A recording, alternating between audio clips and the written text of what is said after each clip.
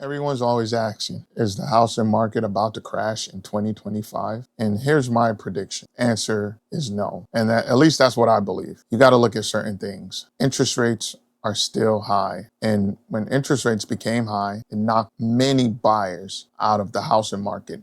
Meaning those buyers that were afforded a lower interest rate and were pre-approved for a home can no longer purchase or find a home because interest rates have knocked so many buyers on the sideline. You got to look at many things. The rates are high. When they do come down, you're going to get a flood of all those previous buyers and new buyers into the housing market. Meaning they were knocked out before, they're coming back as interest rates are reduced. Home price growth. Home prices are not coming down. What you have is cooling off periods. Even before interest rates increase, there were periods where the market will cool off in certain months of the year. This is always. Every single year, the market cools. Sometimes in the summertime, the market is hot. During the fall, the wintertime, it cools down. Summertime, it's hot. You're still having bidding wars in certain sectors of the market, depending on where you live, what state you live in, the school system, and so forth. You're still having bidding wars, meaning people are still out putting 20, 30, 40,000 over asking price. So for those of you who are saying that I'ma wait till it crash to get back in, you will be waiting on the sideline for a very long time. I don't think we'll ever see a crash, I want to say in the next maybe 30 to 50 years. It's not 2008. It's not 17 years ago. It's 2025. And that is also the reason why home prices are so high, is because you have more money into the economy, and which caused inflations. So the dollar is less stronger. So you need more dollars to purchase the properties. That also contributed to the home prices rising. And a lot of people don't understand that. So if you're waiting for a crash in order to purchase a property, I advised against it. Like I tell everyone, while everyone is on the sideline, you should be actively seeking to buy your first property, whether it's your primary residence or it's an investment property. Because while everyone is sitting down, they're all doing the same thing. You should be actively seeking to purchase your first home. When they're running away, you should be running in. It's investment 101. So do not wait. Do not wait. There's always cooling off periods, and the prices are always climbing. It happens every year, okay? So you're not seeing rising foreclosures. High interest rates, like I said before, priced buyers out of the market. Housing affordability is at an all-time low. So these are some of the indicated crash indicators. But people aren't able to purchase a home. They would like to purchase a home, but they're unable to do so. New constructions usually are slowing down. Due to interest rates, people can't really afford it, but that doesn't mean there's a crash. Certain sectors, the market is still doing great. So it all depends on where you live. So here are some of the things why a crash may never happen. Low inventory, keeping prices up. Strong job market and wages. Banks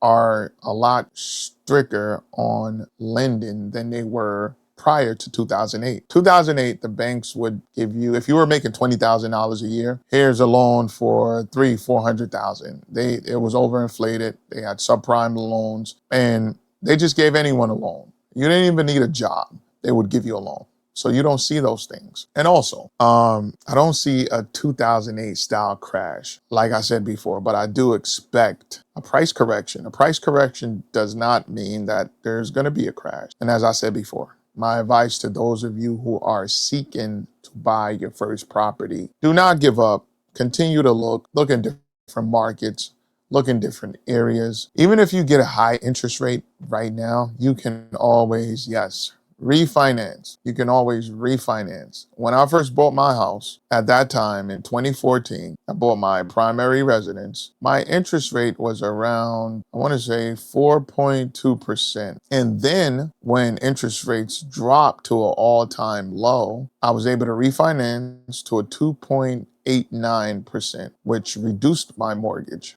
Interest rates dropped even lower, and I hesitated. I wish I would have done it, but I could have gotten a 1.89, which would have reduced my mortgage payment a lot lower. And that's what you need to do. You need to not wait. Do not listen to all these other people. They're telling you not to do it, sit on the sideline. But guess what? They're buying up all these properties. They're investing. It's like when they told us not to invest in what is it? Bitcoin. All the big banks, BlackRock, Vanguard, all the big fish.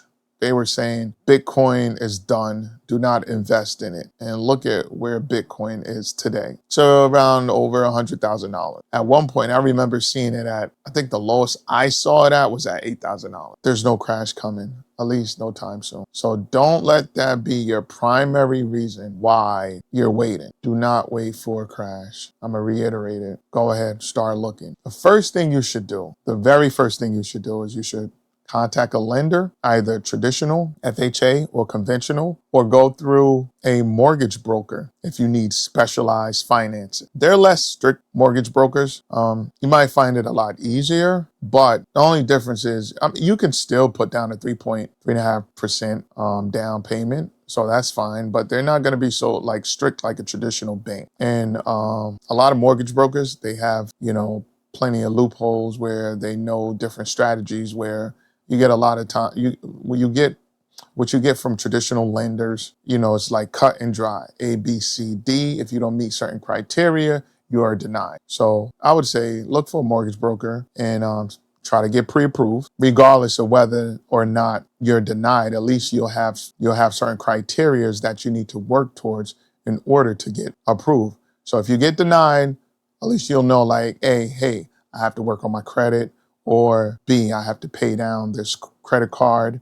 At least you'll know. And then once those things are taken care of, you can go ahead and reapply. So there's no crash coming. At least that's what I believe. And if it is in the next 10 years, come back to this video and say, hey, G, I told you so. Comment below. Let's engage in a conversation. Tell me what you think. Like, subscribe, and I'll see you guys next time.